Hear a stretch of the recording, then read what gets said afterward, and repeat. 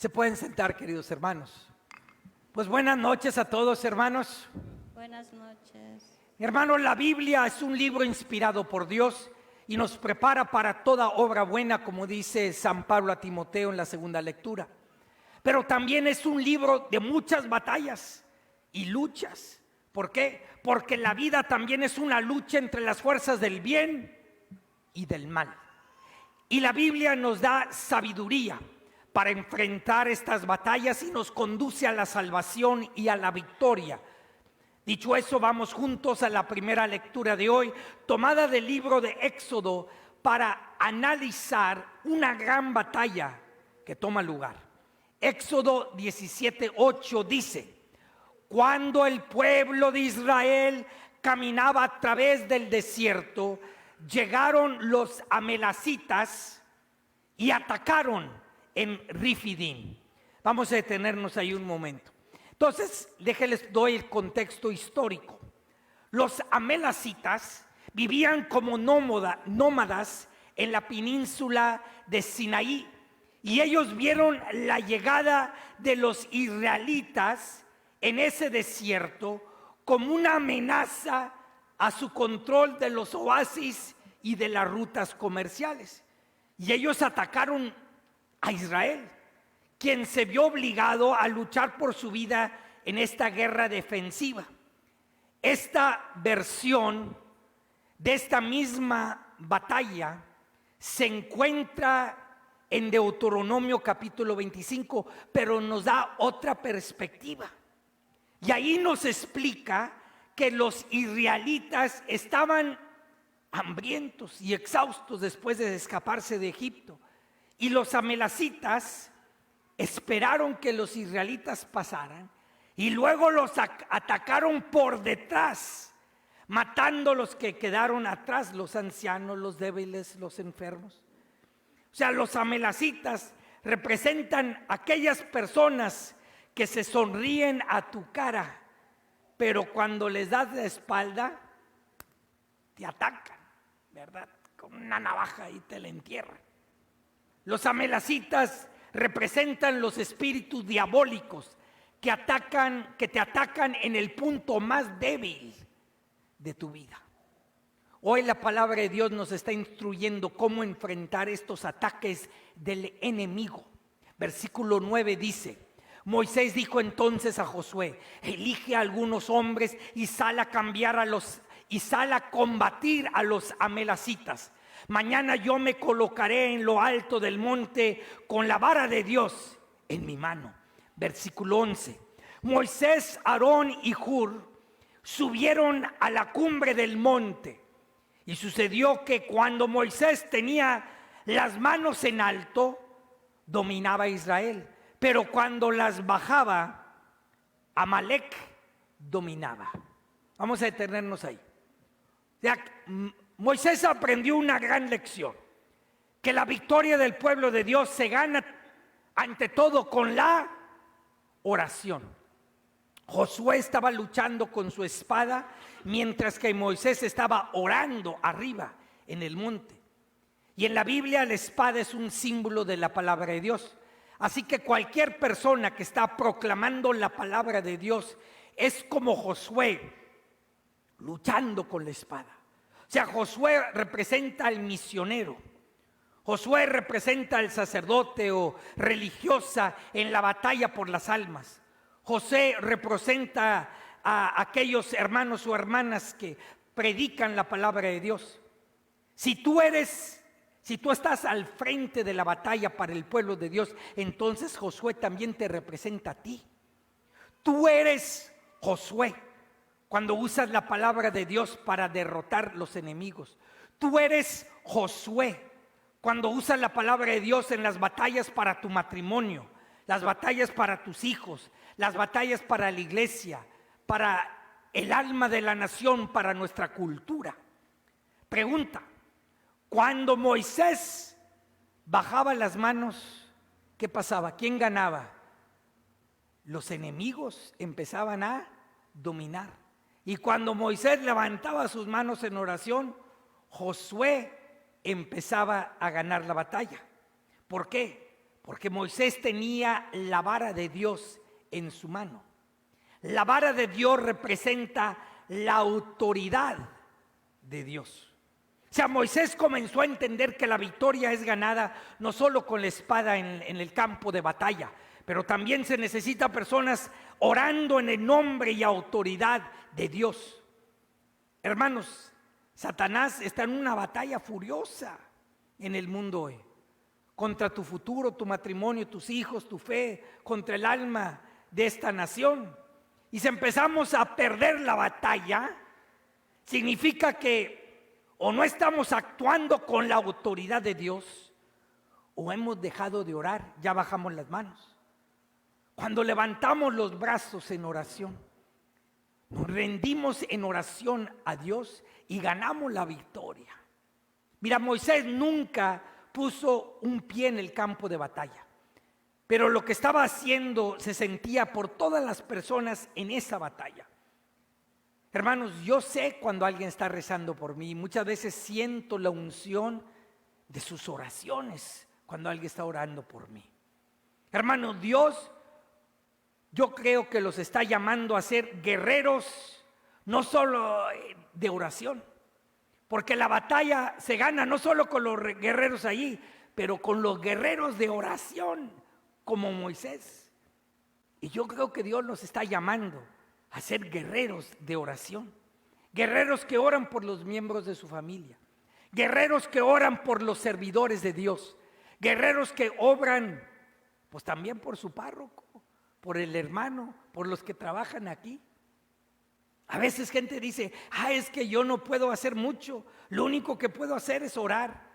Y yo les digo, lo único que puedes hacer es orar. El ir a aquel que gobierna 100,000 millones de galaxias y enfocar su poder y en alguna persona o situación o necesidad, ¿eso es todo?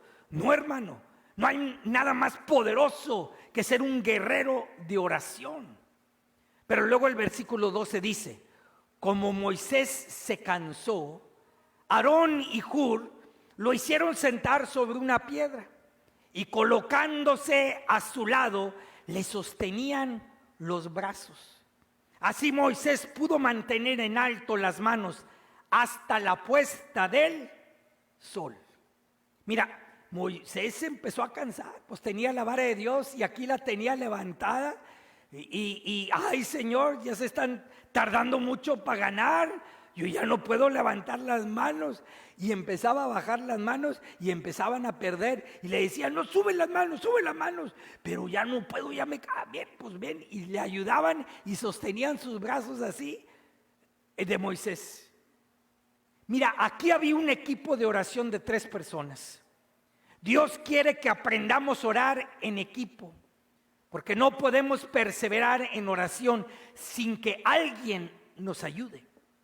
Por ejemplo, hace años me invitaron a una conferencia en el estado de Michigan y me pidieron que yo sostuviera el Santísimo en una custodia muy grande y bien pesada, que la sostuviera 1 hora así parado. Y yo les dije, no creo que pueda, a lo mejor 5 minutos. Yo no tengo tanta fuerza de tenerle. Dijeron, no se preocupe, padre, vamos a asignar personas que van a venir 2 por 2 y le van a sostener sus brazos. Y ahí me tenías a mí con una custodia así bien grandote por 1 hora, pero había gente ahí sosteniéndome los brazos. Parecía como Moisés, así yo también ahí, era bonito, pero me cansó.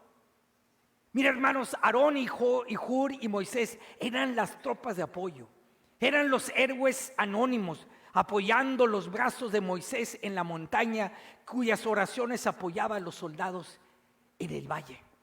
Esa montaña representa el trono de Dios. Es allí donde se deciden al final de cuentas las batallas. Por eso para mí, la capilla que tenemos allá afuera de esa puerta principal, la capilla de adoración, es un ministerio muy importante. Nuestra capilla de adoración es como la montaña donde oraba Moisés, porque lo que pasa ahí en esa oración, te digo que afecta a todas las personas aquí en San Pedro. Así de importante es esa capilla. lo que se ora ahí afecta acá.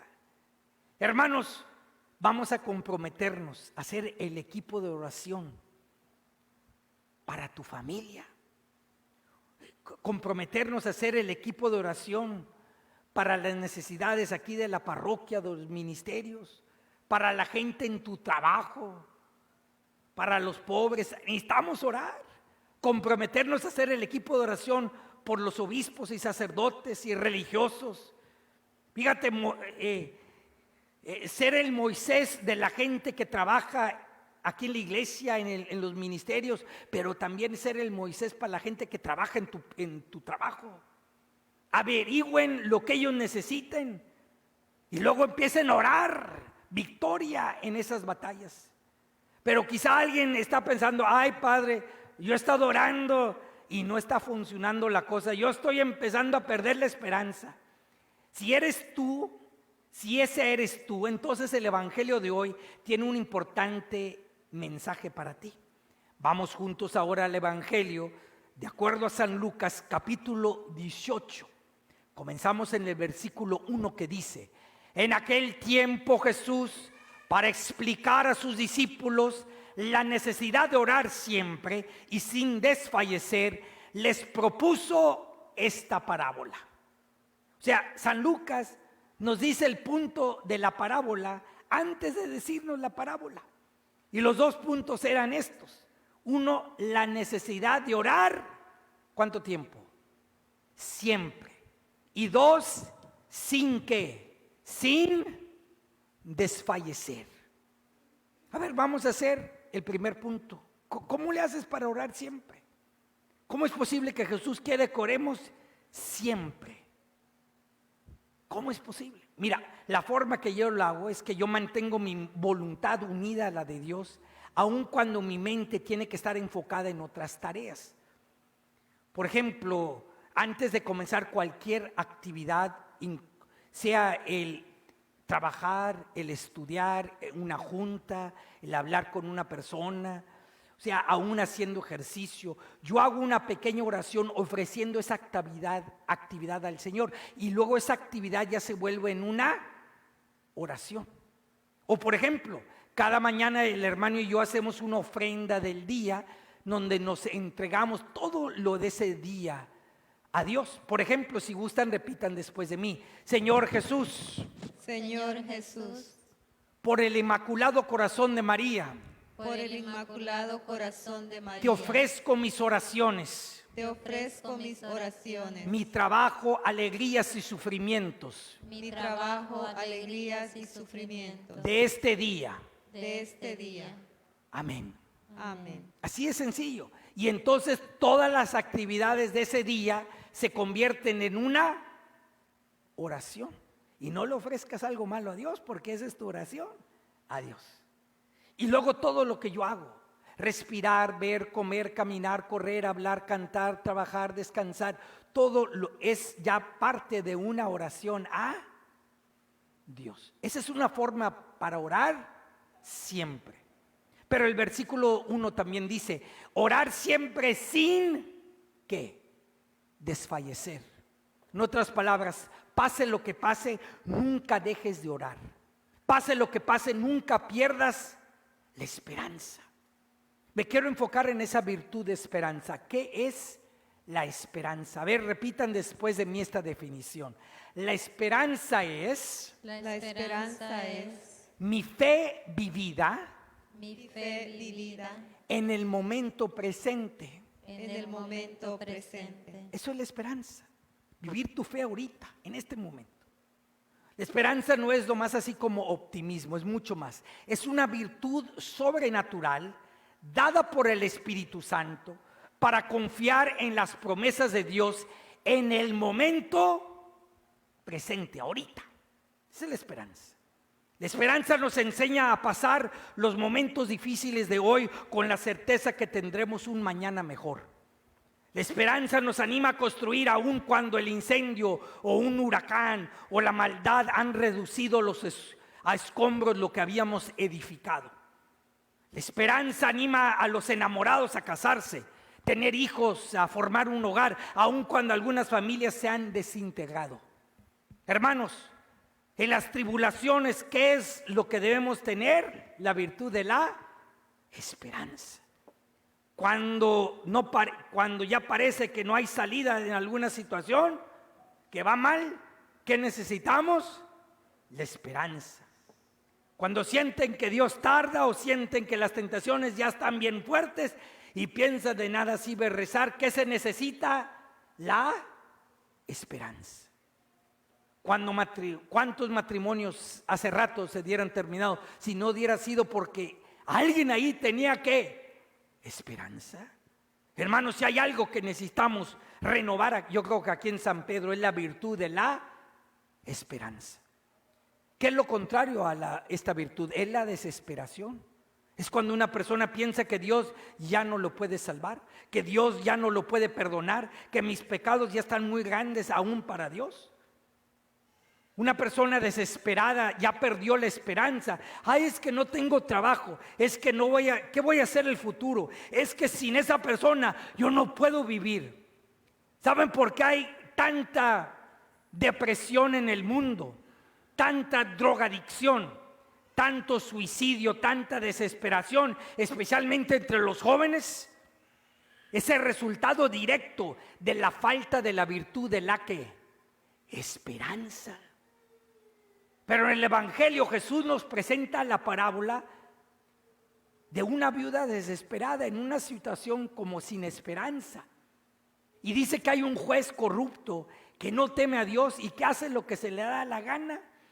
O sea, lo único que le importa es la mordida. Me recuerda a algunos allá de México y aquí en Belice. Pero este juez corrupto, pero había ahí una viuda que le estaba pidiendo justicia a ese juez injusto. Y la palabra hebrea para viuda literalmente significa alguien que no tiene voz. Eso significa que esa viuda representa a toda persona que no tiene voz. El bebé en el vientre, el pobre, el inmigrante o cualquier persona que no tiene voz para defenderse. Por eso esa viuda tenía dos grandes virtudes: la esperanza y la perseverancia. Y ese juez corrupto se negó a ayudarle. Pero esa viuda todo el día y toda la noche le insistí hasta que lo fastidió y le concedió la justicia, porque esta mujer no me va a dejar en paz. Yo creo que decía. El punto de esta parábola es fácil. Persevera en la oración sin perder la esperanza, porque si un juez injusto le da justicia a una viuda, cuánto más nuestro Padre Dios, que es perfectamente justo, hará justicia para aquellos que claman día y noche sin desfallecer.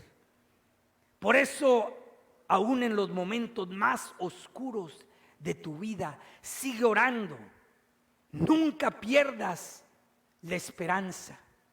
Yo tengo el deseo de que nuestra capilla de adoración un día se expanda a tener adoración perpetua, o sea, día y noche. Porque he notado que el diablo aquí en la noche está más fuerte en San Pedro.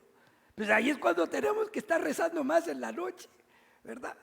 Entonces me gustaría tener ahí en la capilla orando día y también la noche. Que Dios nos lo conceda un día.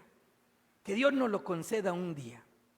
Mira, hermanos, por eso aún en los momentos más oscuros de tu vida, sigue orando y nunca pierdas la esperanza. Por ejemplo, ¿quién vio en la televisión hace años, en el 2010, en el mes de octubre, cuando 33 mineros fueron rescatados de una mina colapsada en el país de Chile? ¿Alguien aquí se acuerda de ese evento? Fíjate, yo sí, yo lo vi en vivo cuando lo estaban sacando.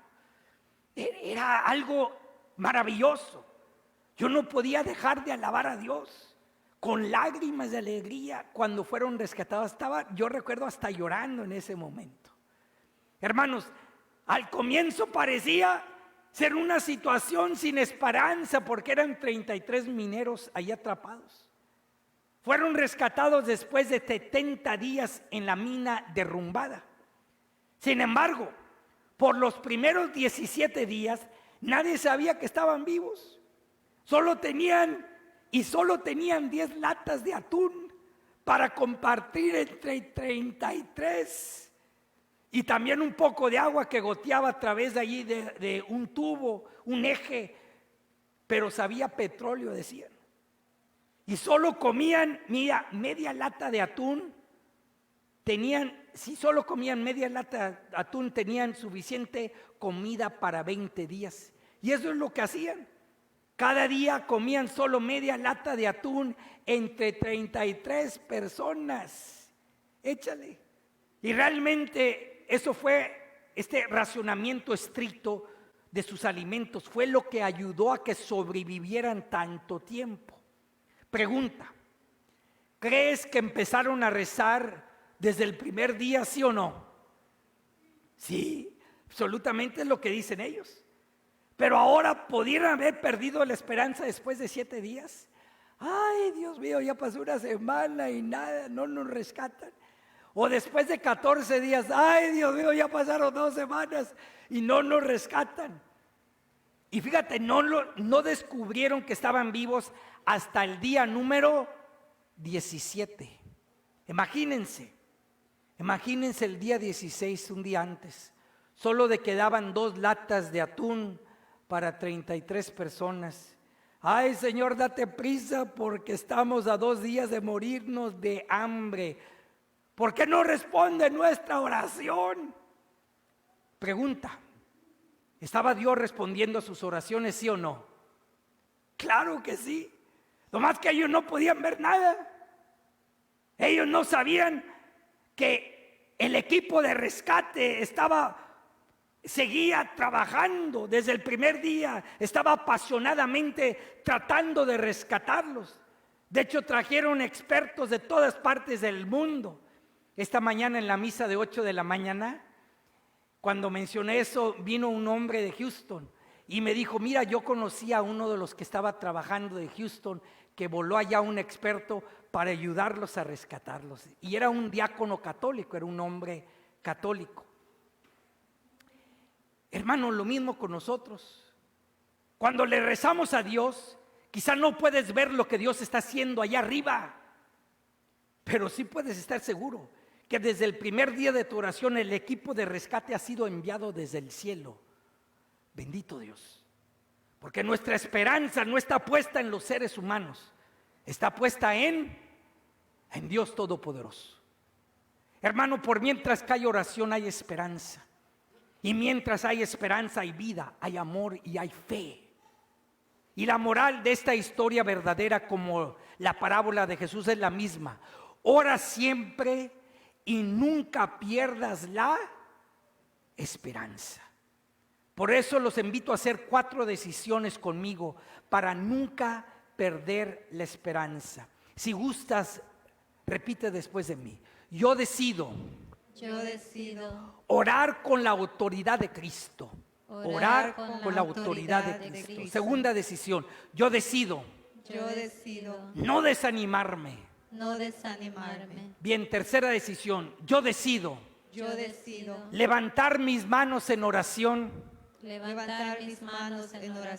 y pelear la buena batalla.